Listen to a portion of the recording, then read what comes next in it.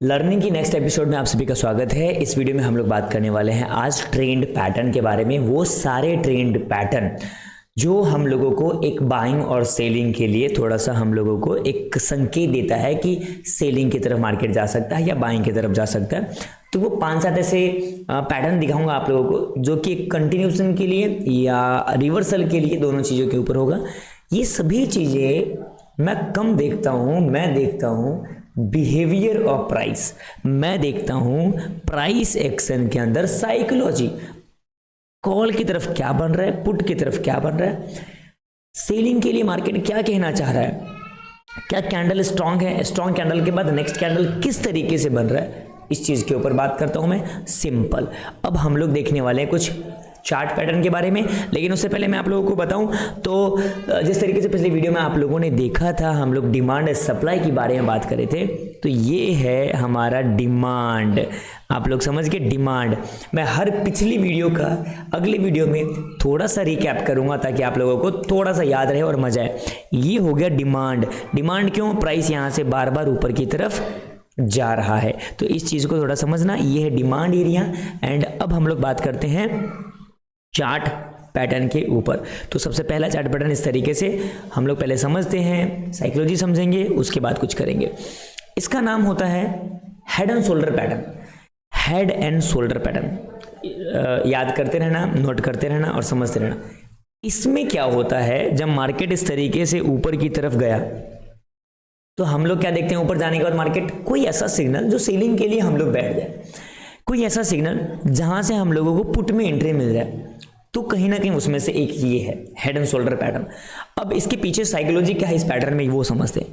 जब मार्केट यहां से ऊपर की तरफ गया, यहां पे मार्केट कंसोलिडेशन किया, मार्केट यहां से ऊपर की तरफ गया और फिर से मार्केट इस एरिया पे आया, तो ये कौन सा एरिया हो गया, इसका सपोर्ट एरिया। सपोर्ट मतलब यहाँ पे डिमांड है इसका, और डिमांड से मार्केट क्या करता है, हमेशा ऊपर की तरफ जाता है। फिर से मार्केट यहीं पर कंसोलिडेशन किया और मार्केट में एक मूव मिला फिर से अपसाइड के लिए। एंड फिर से वही बात कि मार्केट जब भी ऊपर जाता है तो सेलिंग वाले बैठे होते हैं हर एक लेवल पे। वहां पर भी कोई सप्लाई एरिया होगा, वहां पे भी कोई रेजिस्टेंस होगा जहां से सेलिंग के लिए वो बैठेंगे। यहां से सेलिंग करके फिर से इस बॉटम पे रहा, जब फिर उस बॉटम पे आया तो ये कौन सा बॉटम है, समझते रहना। डिमांड, यहां से बाइंग आ रहा है, फिर से यहां से बाइंग आया। लेकिन एक चीज ध्यान रखना, जब किसी भी चीज पर बार बार वार किया जाएगा, बार बार उसके ऊपर मारा जाएगा, तो एक वक्त पे वो कमजोर हो जाएगा। इस चीज को ध्यान रखना। सपोज कि कोई भी एक चीज ले लेता हूं, ये मोबाइल ले लेता हूं, अगर हम एक बार मारेंगे हो सकता है ब्रेक नहीं हुआ, आप बोलोगे नीचे पटक दो टूट जाएगा, टूट सकता है। एक बार मारा ब्रेक नहीं हुआ, 2 बार मारा ब्रेक नहीं हुआ, लेकिन 3, 4, 5 बार मैं इसको करूंगा तो ये क्रैक हो जाएगा। तो सिंपल चीजें हम लोगों को समझना है। तो इस लेवल पर फिर से ये आया है, तो 1 time, 2 time, 3 time and 4th time आया।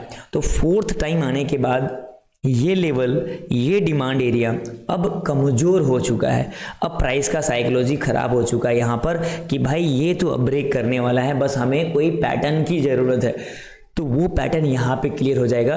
ये आपका हो गया शोल्डर, एंड जब यहां से मार्केट ऊपर गया ये आपका हो गया हेड, एंड फिर से जब मार्केट नीचे की तरफ आ गया ये again second shoulder, and market यहां से ब्रेक डाउन कर दिया। अब साइकोलॉजी समझो, फर्स्ट टाइम मार्केट ऊपर गया एंड नीचे आया, ओके।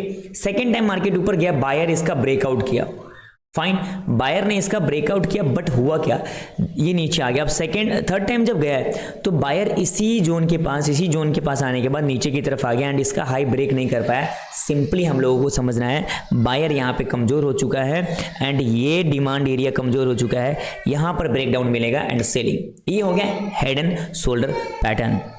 आप लोग इस चार्ट पैटर्न को खोजो, चार्ट पे जाके निफ्टी के चार्ट पे, बैंक निफ्टी के चार्ट पे ना स्क्रीनशॉट लेके मुझे भेज सकते हो।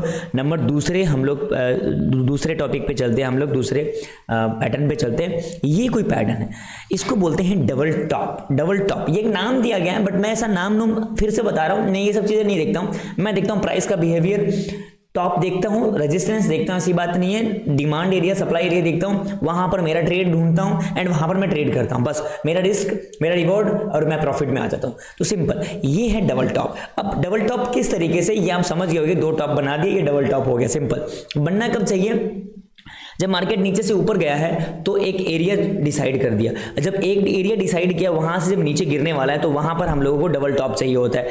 एक बार मार्केट ऊपर के नीचे गिरा, सिग्नल नहीं मिला सेलिंग के लिए, फिर से टॉप पकड़ा, फिर से वहां से नीचे गिरेगा तो हमें सिग्नल मिल जाएगा कि हाँ भाई ये डबल टॉप बना दिया, लो को ब्रेक डाउन कर रहा है, मैं यहाँ पे ट्रेड ले लूंगा। तो इस चीज को समझना है। सिंपल, मार्केट यहाँ से ऊपर की तरफ गया जो हमने बात किया, मार्केट यहाँ से नीचे की तरफ है, ये जो यहाँ पे सप्लाई एरिया था यहाँ से ऊपर ब्रेकआउट किया तो यहाँ पे बायर आ गए, फिर से इस लेवल पर आया, फिर से यहाँ पर बायर है, ये ऊपर की तरफ गया। जैसे कि आप लोग डिमांड समझते हो, हर वीडियो में पिछली वीडियो का रिकैप होगा, थोड़ा समझ में आएगा आप लोगों को।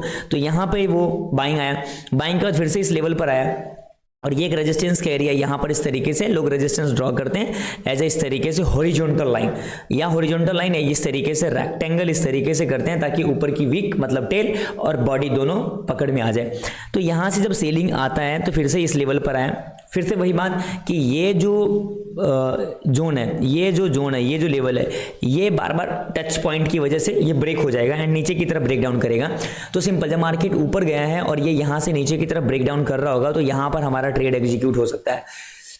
ट्रेड कैसे एग्जीक्यूट होगा वो नेक्स्ट वीडियो में आप लोगों को मालूम कर जाए, एग्जीक्यूट तो वो मालूम पड़ जाएगा आप लोगों को। तो यहाँ पर एक डबल टॉप भी हो गया और आप लोग इसको अलग अलग नाम से बोल सकते हो। जब यहाँ से ब्रेक डाउन करेगा तो ये एम पैटर्न हो गया, यहाँ पे कंसोलिडेशन किया, प्राइस नीचे की तरफ है एंड बहुत सारी चीजें, बट ये डबल टॉप है। डबल टॉप ध्यान रखो, आप जाओ चार्ट में एंड फाइंड आउट करो डबल टॉप कहाँ मिलेगा एंड मुझे भेजो। एंड इसका उल्टा होता है डबल बॉटम। बॉटम का मतलब है जब मार्केट ऊपर से नीचे की तरफ गिरता है तो कहीं ना कहीं से मार्केट ऊपर जाने वाला होता है एंड हम लोगों को वो एरिया डिसाइड करना पड़ता है कि मार्केट कहाँ से ऊपर की तरफ जाएगा। तो सिंपल, ऊपर वहां से जाएगा जहां पे डिमांड है, जब डिमांड पे आता है तो हमें कौन सा ऐसा सिग्नल मिले जहां पर हम लोग बाय करेंगे। तो सिग्नल मिल सकता है डब्ल्यू पैटर्न मिल सकता है, वहाँ पर कुछ RSI का डाइवर्जेंस वगैरह, RSI सिखाऊंगा आपको, चलो वो ज़्यादा टफ में नहीं जाऊंगा। तो सिंपल, यहाँ पर क्या करेंगे हम लोग कि जब मार्केट नीचे की तरफ आया, वेरी गुड, ये एक सपोर्ट का एरिया है, या तो इसको डिमांड बोल सकते हो, यहाँ पे एक रेक्टेंगल इस तरीके से भी लग सकते हैं या एक हॉरिजॉन्टल लाइन भी लग सकता है। यहाँ से ऊपर की तरफ गया, ये एरिया एक सप्लाई का एरिया जहाँ से सेलिंग किया जा रहा है, यहाँ से सेलिंग किया जा रहा है, यहाँ से सेलिंग किया जा रहा है। तो जब मार्केट इस तरीके से ऊपर की तरफ जाता है, यहाँ से सेलिंग किया जाता है एंड फिर से इस लेवल पे जाने के बाद यहाँ से ब्रेकआउट करेगा, ये हो गया डबल बॉटम, ये बॉटम टच पॉइंट इस तरीके से। एंड ज़्यादा मैं थ्योरेटिकल पार्ट नहीं समझाऊंगा, ये सभी प्रैक्टिकल में करके दिखाऊंगा, आप लोगों को ट्रेड लेके दिखाऊंगा ताकि और बेटर तरीके से आपको समझ में आए।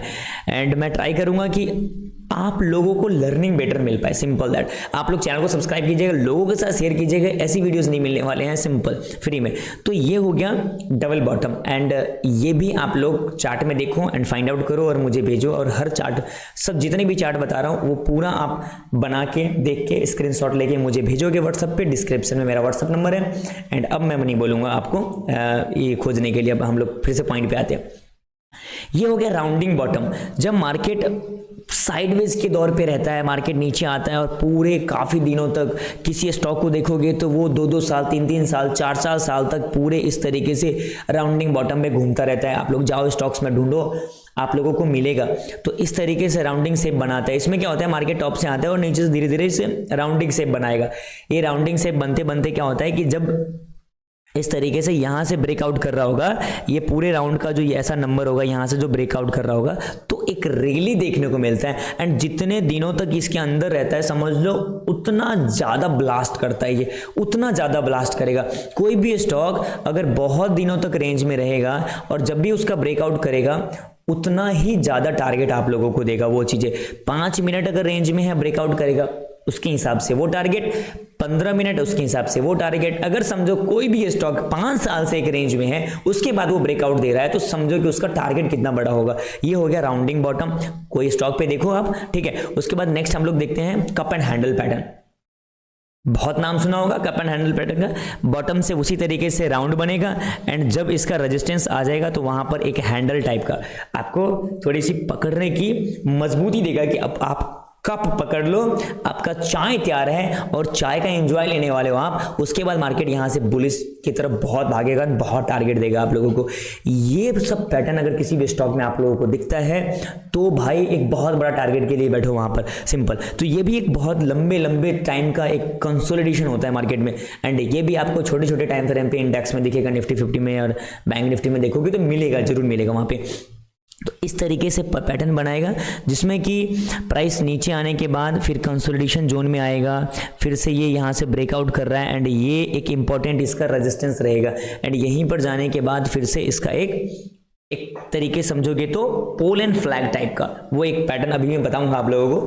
पोल एंड फ्लैग मतलब बुलिश, फिर इस तरीके से बनाएगा। इस तरीके का मतलब हो गया कि यहाँ पे जो सेलिंग कर रहे हैं उन सभी का स्टॉप लॉसेस है, और जब भी यहाँ से ब्रेकआउट करेगा स्टॉप लॉसेस हिट होगा एंड ये टारगेट बड़ा टारगेट। ये है कप एंड हैंडल पैटर्न, ठीक है। नेक्स्ट है, ये एक बहुत ही अच्छा पैटर्न है एंड आपको ये डेली बेसिस पे मिल जाएगा मार्केट में, डेली बेसिस पे निफ्टी में देखने को मिलेगा, और ये सेटअप लेके चलोगे तो आपको प्रॉफिट बहुत अच्छा मिलने वाला है।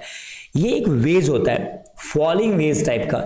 जब मार्केट इस तरीके से ऊपर की तरफ चलने लग जाता है तो ये कंटिन्यू ऊपर तो जा ही रहा है, कहां जाएगा तो आपको प्रॉफिट मिलेगा नीचे। नीचे का मतलब है जब ये नीचे ब्रेक डाउन कर रहा होगा तो कहीं ना कहीं बहुत फास्ट से नीचे गिरेगा, एंड इसमें एक बहुत अच्छा आपको टारगेट देखने को मिलेगा। किस तरीके से मार्केट जितने टाइम तक इस तरीके से ऊपर जाता है ऊपर नैरो बन जाएगा, एंड द लास्ट में क्या होगा जब इसका ब्रेकडाउन कर रहा होगा तो ये नीचे की तरफ, नाम याद कर लो, इसको फॉलिंग वेज बोलते हैं। फॉलिंग वेज टाइप का बना है और फॉल करेगा ये, एंड इसी को अगर आप उल्टा करोगे तो ये राइजिंग वेज बनेगा, वहां से आपको बाइंग का अपॉर्चुनिटी मिलेगा ऊपर जाने के लिए। तो नेक्स्ट वो भी समझ लो, राइजिंग वेज समझो यहां पर, ये है राइजिंग वेज।